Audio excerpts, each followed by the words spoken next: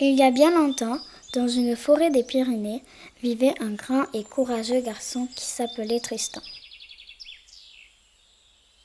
Il habitait avec sa grand-mère et son chien Lucky dans un grand chalet sur la montagne. Un jour, la grand-mère de Tristan tombe gravement malade. Tristan envoie un message à sa cousine. Louise habite en bas, dans la vallée, au milieu du village. Elle a un pouvoir magique dans son cœur. Elle sait guérir les gens malades. Mais en chemin, Louise se fait capturer par la sorcière Cracrane. La sorcière est jalouse de Louise, car elle ne sait pas comment guérir les gens. Cracrane emmène donc Louise chez elle, espérant lui voler son secret, et l'enferme en haut d'une grande tour sombre. Tu resteras dans cette tour jusqu'à ce que tu m'aies dévoilé ton secret.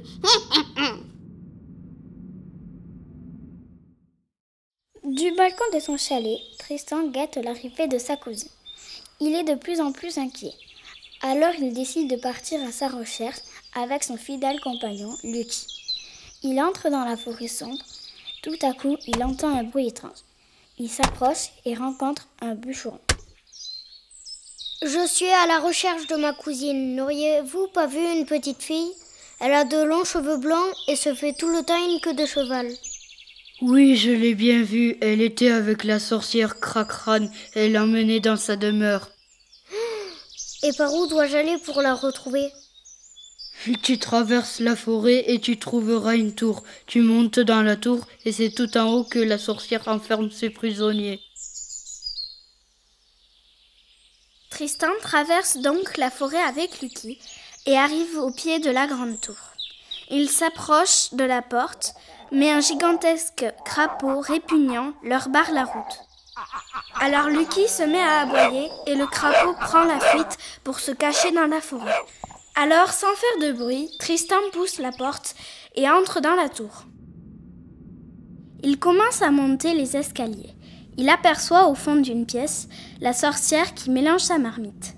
Il monte les escaliers sur la pointe des pieds jusqu'à retrouver sa cousine tout en haut. « Tristan !»« Chut, allez, viens !»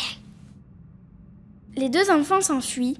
Sans faire exprès, Louise fait tomber un pot de fleurs, ce qui fait trembler la tour qui finit par s'écrouler.